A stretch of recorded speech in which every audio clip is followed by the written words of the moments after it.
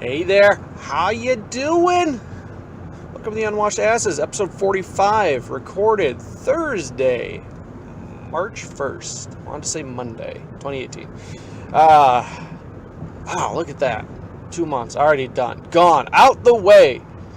And trying to make these like car recordings a bit better. Got some feedback on the last episode. It was good. We're happy to see that you got an episode out, but the quality was kind of shit. So yeah. So hopefully then we're gonna try something a little bit different. No headphones. It's just me holding my phone, looking like I'm talking to the butt end of a Pop-Tart. So as long as that works, then we're gonna be good. What are we going to talk about today? What are we going to talk about? We could talk more about Warcraft and how that fucking grind is killing me and sapping the soul out of me. Oh, God, I'm so close. So close to getting the Void Elf. I'm at like 16,000 out of 21,000 for the rep, and then just got a pre-order, and boom, got it. So, figure maybe 1,000 rep a day. 5 days I could have it done. I did the weeklies this morning, so that got me a good healthy chunk of the way. I'm just hoping I get some more of the order missions to get it knocked out, because I want to be done so I can then start working on the Quarter Ferrandis and getting that all unlocked and taken care of. Oof, it's a little warm in the car. I'm going through a roundabout, so I can't adjust it and still talk on the phone. What am I doing? What are we doing here? So yeah, I mean, that's really all I have been doing when it comes to the Warcraft. Oh, let's see here. Get on the freeway. Switch off the phone. Lower the temperature in the car. A nice brisk 64 degrees. 33 out right now. Yeah. No, I just want to be done. Take a nice, siesta. I've been working non-stop, and it's only going to get worse the closer we get to summer. But holy shit, the weather's been fucking phenomenal. It's been nice 50 degrees, the little taste of spring going through. Yesterday I just worked without a jacket. It was beautiful. Still had thermal on, but the wind's the killer right now, because we're still getting a pretty cold wind blowing through. It makes it, if the wind weren't there, I'd start opening up windows at the house. But we're almost there. We're on the cusp of good weather and going outside, and in my case, staying inside and playing more video games and just having the windows open now. I noticed in the new place there's a draft, because where my desk is, it's right by the sliding glass door for the balcony, and there's a little draft at the seam, and it makes me a bit chilly. I had to put on a jacket this morning. And speaking of mornings, something seriously fucked with my sleeping schedule. I'm waking up at 5:30. Not by choice, it's just happening. It's like a switch got flipped. It's like, okay, you're an old man now. Enjoy waking up at 5:30, going to bed by 8:39. I don't know if it's because the girlfriend has that similar schedule, and now our ovaries have synced and we're, on our menses at the same time, but fucking hell, it sucks. I miss being able to stay awake until midnight, 11, on the early side, get shit done, and, just enjoy my nights. But now it feels like I wake up in the morning, I've got maybe an hour and a half to do what I want, go to work, come home, eat, and then immediately go to sleep. I tried playing last night, I got 2 world quests done, and then had to go to sleep. I was just too tired. Bought her and myself a Shamrock Shake, didn't even get to drink it, just put it in the freezer. Took an hour to thaw out this morning. It was still good. Oh my God, was it so good. Yeah, I gotta look at what the diet is, because this morning was definitely some burritos and a Shamrock Shake. So this body's not so much a temple as it is just a big elongated suicide attempt. How long is it going to take to clog these arteries and turn me into a giant piece of shit so that my body ultimately fails? And I'm like, oh, well, it was just poor diet. Instead of them saying, oh yeah, no, it was just a really, really lazy suicide. So, yeah. What's everybody talking about these days? School shootings. It's not like me to be topical, because I don't like being topical. I figure if everybody else is already talking about it, what do I got to say on it? However, I feel not uniquely qualified, but that I can offer a good perspective as far as what to do, how we solve this situation, because no one's going to ask me. The answer is give everybody a gun. If we go back and, I just got a weird feeling like I'm being topical, and it's not right. It doesn't fit the feel of the show. It's usually me bitching about video games. But no, give everybody a gun. When everybody has a gun, as Syndrome would say, nobody has a gun. And at that point, everybody has to go with the prospect or the understanding that, oh yeah, everybody's got a gun. If I try something, odds are the 30 other people in this room are going to pull and shoot. Now, I'm not saying that we go and let people just buy a gun willy-nilly, get your FOID card, and then wait the 2 to 3 weeks for your permit to show in, and then you're gun. No, I'd like to see mandatory training, just like driving a car. You have to get tested regularly. Now, cars, I can't even remember the last time I had to take a driving test. Maybe 10 years ago. I know I got to renew my license this year, and it's been a really long fucking time since I've had to do any driving tests. But maybe make it annual. Make the driving test annual. Get some of those old people off the road, and then make your firearm safety training courses annual. Got your inspection? Hey, where's the gun that's registered to you? What happened to that? Where's the bill of receipt? Who did it go to? Did you decommission it? Okay, where did you take it? Did they dispose of it properly? Do you have a receipt for that? Regulate the fuck out of it. Now, I understand that's not going to take care of people that get guns illicitly. It never is. But the idea is that it creates a barrier. And not barrier is the wrong word. It gives them a reason to second guess themselves, or really think about what it is they want to do. Because that's all it is. We got these kids that are just wanting to get high numbers, a high kill count, to get their names written down in history. Because much like myself, that's all we want to do. We want to make sure that we've been seen, we've been noticed, and that we are remembered long after our passing. And there was a time in ancient Rome where a similar situation happened. A person committed an atrocity, multiple murders, all for the purpose of having his name recorded in history. You know what the answer was? Forget his name. They removed his name, struck him from history. Nobody knows who the fuck he was. Same concept needs to apply here. All these people that do mass shootings, your punishment is, because most of the cases they die before they see any sort of punishment, but even in the case where they are taken alive and then are sentenced, take away their name. They don't get a name, they don't get a number, they get nothing, and they are forgotten from history. It immediately loses all incentive to them for even trying. So step one, they have to try when they're going against everybody else that has a gun. And step two, they then face the consequence of just having their name entirely forgotten from history. Now, I know this will never happen because the media likes to make money and will do anything to pump up that name and the numbers so that they can get the coverage, get more advertisement, and that's what makes everything go around. It's money, money, money. I talk in ideals. I'm an idealist.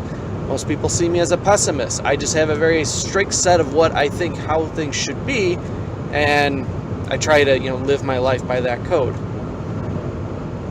Now you're saying, well, if everybody's got to get training and, it can have a firearm, what about those conscientious objectors? Fuck them. Like goddamn vegans that got to push their agenda on everybody. Make this, if it's a right, you're going to have a gun, here's what's going to happen. No more of this individual state deciding what the gun laws are. Because you can go buy a gun in Georgia, go drive back over to Florida where, the gun laws are a little more strict. You circumvent it. Whereas if everybody's on the same playing field, It makes it a bit more difficult. It makes it uniform, makes it easier, though, in terms of squanching out problems like this. Now, taking it a step further, what if we, how do we make sure that these people go and do their regular trainings? We could keep a piece of data, a database, if you will, with all the names and all the equipment that they have, and say, oh, you've missed your training. You are now on probation. Here, we've taken your guns. Go complete your training, pay this fine, get your gun back. Seems pretty straightforward. But what about the children, you say? Children are easy. They could have guns too, but I don't think their little arms could handle the recoil. Their little wrist would snap and the gun would hit them in the face. That's why we need to give every child a flamethrower. The kickback is nominal, but they're holding it not outright. They're holding it closer to the body. It's the little center of the gravity. They can take the recoil. Plus, kids, their hand-eye coordination shit. I've got a 4-year-old, I know. They can't hit anything anyways. Why would we want to give them a pistol, even a small caliber? Something like a noisy cricket even would not work. The flamethrower fixes this problem because spray and pray. So now you have people attempting school shootings where every adult is packing and then every child has a flamethrower strapped to their back. And you would say, well, what if a sniper wanted to shoot the children's little flamethrower backpacks? Easy. They don't have flamethrower backpacks. They got the new Boring Company flamethrower, where it only shoots out, 10 feet maximum, but there's no tank. It's easy maintenance. Done. Elon Musk saving the world again. Now, an idea I kick around a little bit, not one that I want to... there's a fancy Spectrum truck driving by. Not one that I want to go too in-depth on, is the idea of mandatory military service. Because I believe a lot of people are lazy, and a good chunk of the population shouldn't be allowed to live. But what if we made them productive? What if we made them useful? What if we gave them a sense of purpose? Now, Korea is one of those countries that has a mandatory military service. Once you hit a certain age, you're in for 2 years. After that, you can either stay, you can go, do whatever you like, but you've got that service done. At that point, these people, myself included, have been integrated into a program that teaches them basic survival skills, how to work as a team, gives them discipline, gets them in really good shape, and then also teaches them how to, 1, shoot a firearm properly, maintain it, and then proper gun safety. Seems like a win-win-win. That way then, those people that maybe haven't decided what they want to do with their life or aren't even sure, stick with the military. It'll take care of you. It'll tell you what to do, when to do, how to shit, where to do it. And those that just, I'm going to do my service, I'm going to get out, they have life skills that are ready for the rest of their life. They'll take it with them. They'll be useful. They'll be productive. But these are just my thoughts. I know a lot of people will be angry, not agree with them. That's okay. You've got your own opinions. I've got mine. I'm probably right, but again, that's just me. And it's super windy out. Super windy. Oh, man. Went off on that tangent. I wasn't thinking of a good follow-up, a good palate cleanser. Oh, man. Let's see here. Let's see, can I check my notes? Can I check my show notes? Come on, OneNote, load up. Okay.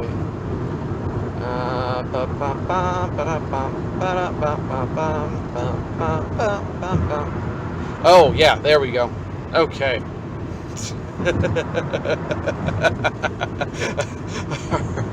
Okay, we're gonna... So, the other day, I'm pretty sure the Dark Lord Satan himself had taken up residence inside my butthole. So, last Saturday, I head down to a mall 2 fucking hours away to get fitted for a fucking suit that I have to go back this Saturday to go pick up the altered suit. Now, 8 fucking hours of driving for a suit pisses me off. Also pisses me off is that we're not renting the suits. We have to buy them. It's fine. I get a new suit. Whoop-de-big fucking do. But for a fucking wedding, don't put those types of costs on your wedding party. Say, hey guys, head over to Men's Warehouse. Rent this model suit. There you go. You're taken care of. You've got your suit. And there you go. Don't make us pay $200-$300 for a fucking suit. It's a dick move. The whole wedding's a dick move, but I'm not going to go into it. The lead up, though, is went to Cheesecake Factory. First time I've been to the Cheesecake Factory. The decor, a little bit odd. Didn't get the cheesecake as much as I love cheesecake because it's going to be overpriced. If they're selling an item that's in their name, odds are going to be stupid overpriced. So instead, I'm trying to eat a bit healthier. I'm down 10 pounds. I'd like to keep that trend rolling. So instead of following my default rule of first time there, get the burger, said no, let's get a turkey club sandwich. It was okay, not all that great. Turkey a little bit dry, kind of overloaded, starting to fall apart. If you're going to put that many ingredients into a sandwich, maybe break it up a little bit or put it in a pita instead, a little pocket of goodness, if you will. So eat that, and then for dinner, have a little leftover pizza. Not a terrible meal, for a day. But for whatever reason, this concoction between the fries, the turkey club sandwich, and then the leftover sausage pizza. Not even like Domino's or Pizza Hut. Just went over to Aldi, grabbed a pizza. We ate it the night before, and I had a few leftover pieces for din. Gave me the foulest fucking gas. Just awful. Horrendous. Now, I mean, everybody enjoys their own flavor. They like to sample. Like, just let one slide in the office. Like, oh, that one's got a healthy aroma to it. Good body. And, you go about your day. Every now and then, the devil himself crawls up inside your asshole. Is like, well, I live here now, and my black balls are dragging all up and down this cavernous abode, and every time it leaks out, it is as if death himself is emanating slowly, killing everything. It was just a day of the worst fucking hot, lingering farts. It was so bad. I was stinking myself out. Like, I'd be driving in my truck. Oh, there one goes. Oh God, it's awful. I gotta roll down the window. I have to get this out. Just the worst fucking farts. And it was going all day, and they would linger, they would stay, they were signing leases, and like, no, I live here for the next year at least. Unfortunately, I didn't have anybody working with me that day. I so badly wanted to trap them in like a basement or a crawl space and be like, take a big whiff and say, you smell popcorn? Just wait for him to hit.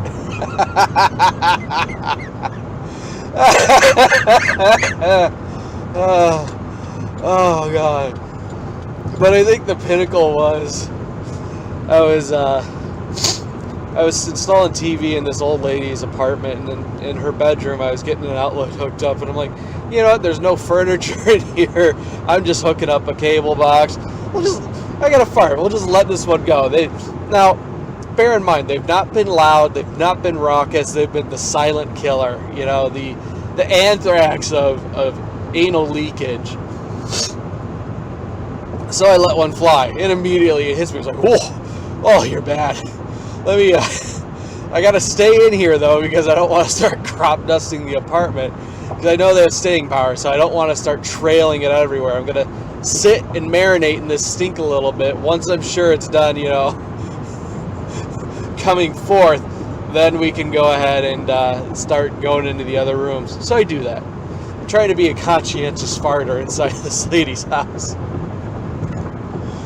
So go ahead and finish up that room, go out back in the living room, keep hooking up stuff. I'm like, okay, well, that box should be done loading up. Let me go back out and check it, see what it's going on, what it's doing. The stink is still there. Still just as strong. It's like somebody pissed off a Wolverine and threw it in a room. It's like you open the door not expecting it, just hits you. Well, sitting there basking in my leftover fart, thinking, well, when in Rome, so I let another one fly. It's at this point that the customer comes back and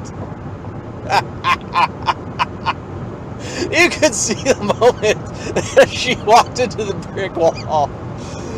The exact moment that the fart just hit her full on in the face. And she's like, whoa. Oh, no bien. No me gusta. And if her hair wasn't white already, this would have done it. So she's asked me questions. Oh, so how's it going to work? I'm like, why don't we wait until I'm done setting everything up and we can go through? She's like, that's a good idea. Immediately turns around and walks out.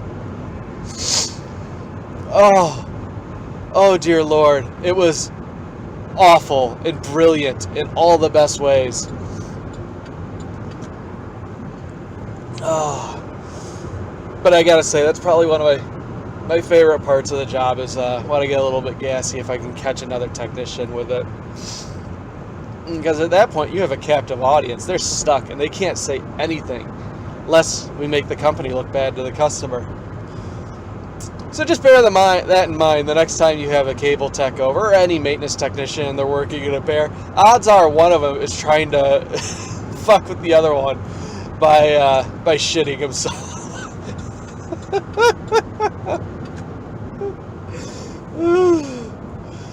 Oh God, I love working in a team because other things you can do are like, Super Troopers brought out a bevy of games to play. And once you do start getting comfortable in the job, and you have that odd day where you are working with somebody else, like, oh, I need help with this job. Can you swing on over, give me a hand, or I'll do the same for you, or our day kind of lines up in this magical pattern where we're playing leapfrog with our jobs. I'll help you, you help me, and we get through the day. But you got to break it up because you're standing in a stranger's house, going everywhere, running lines with a pretty good buddy. So you got to have a little fun. You got to inject some humor into the situation. So I think the favorite game that I took away from it was the repeater. A repeater's pretty self-explanatory. Your partner, usually if it's their job, they take lead. So they'll begin engaging the customer first, and then you don't really have to say anything unless you're playing the repeater. So at that point, they walk in and say, oh, hey, I'm so-and-so with X company. Looks like we're hooking up a TVR and internet today. Oh, hey, this is so-and-so with X company. Looks like we're hooking up a DVR and internet today. And the customer's not going to say anything. They're going to look at you a little strange. But maybe I'm just being thorough. Maybe I'm just confirming things. But you keep the game going. Oh, man, it looks like we're getting a signal issue over here. Oh, man. Looks like we're getting a signal issue over here? You just keep it up. It's good times. And it aggravates the shit out of anybody that I've played it with. Granted, I played it with one person pretty much exclusively. But the fucker kept poking me in the belly yesterday, so that's what he gets. I still have yet to do Meow, though. I gotta work up a bit of a routine, a bit, if you will, if I'm going to start playing that one with customers. But, oh, man, good fun. Good fun.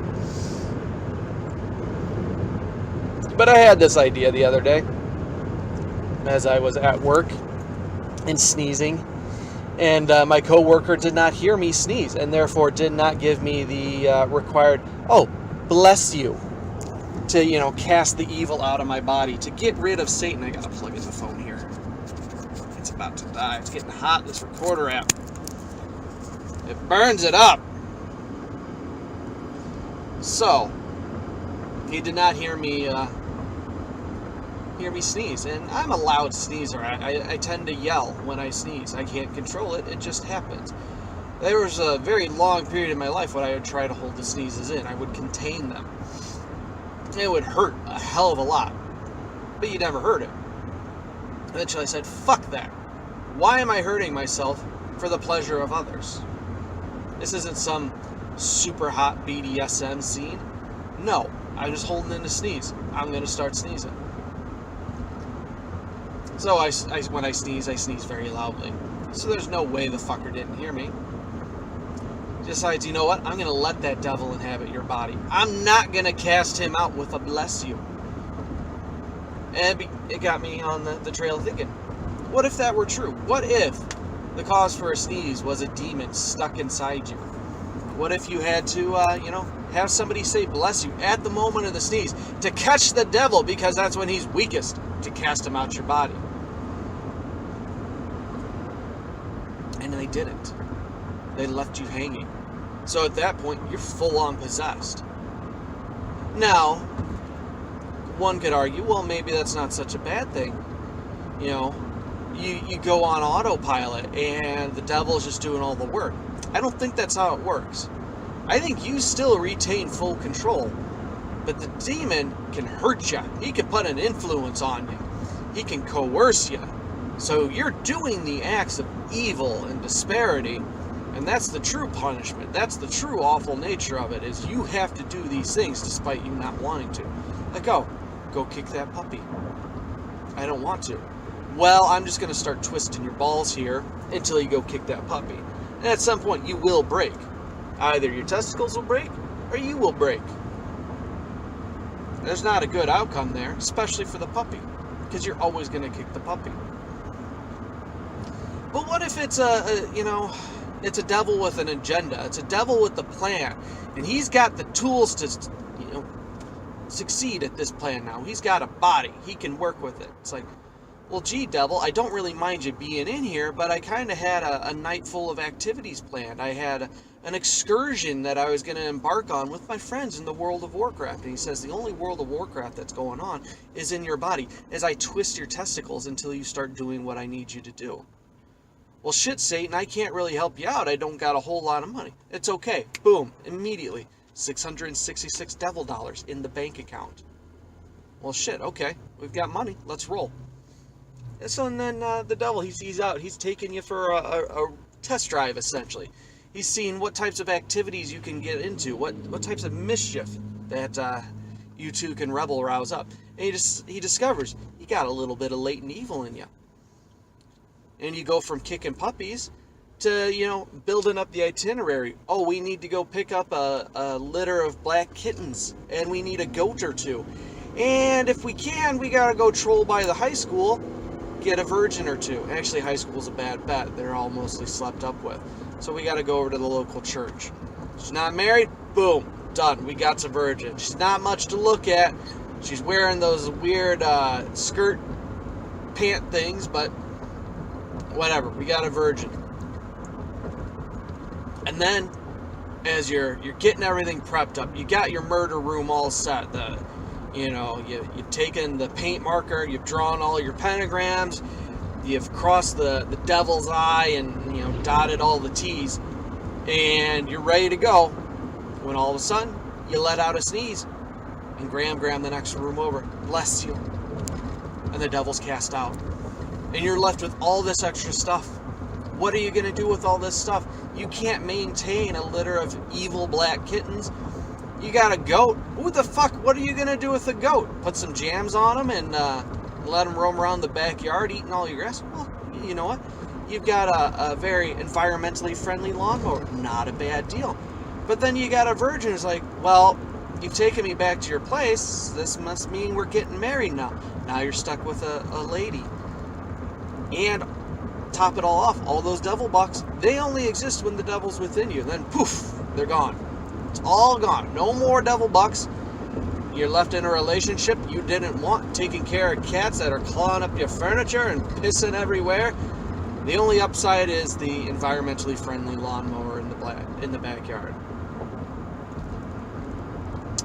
I guess the moral of the story here is, whenever you hear somebody sneeze, don't pretend you didn't hear it, because you don't know what type of life you're condemning them to. Just give out a little bless you, or a little gesundheit, or be well. All are good. All are good at casting out the devil. And what if I subscribe to the belief that it's not a devil, Christian, that it's a heart issue? All the better. We just saw what happened to Kevin Smith. I don't know the details, but I'd like to say that somebody said, "Bless you, Kevin," and he was saved from that massive heart attack. I'd be very sad if I didn't get a Clerks 3. I'd be heartbroken. Because eventually Kevin's going to have to scrape that bottom of the barrel. He's like, I need some more money. Boom, Clerks 3 it is. So, that was a doozy. We went on a journey. I think we grew some together. We discovered a little bit about one another. But if you want to make your opinions heard, shoot me a message over at theunwashedasses@gmail.com. Again, that's theunwashedasses@gmail.com. Let me know how it goes, yo. And of course, you can always find the show on your favorite podcast player. And then tell a friend or two. That's all I ask. Or if you're feeling extra generous, patreon.com/0and09. Pitch in $1. That's all I ask. Keeps this dream going. Keeps it going. But we'll talk at you next time.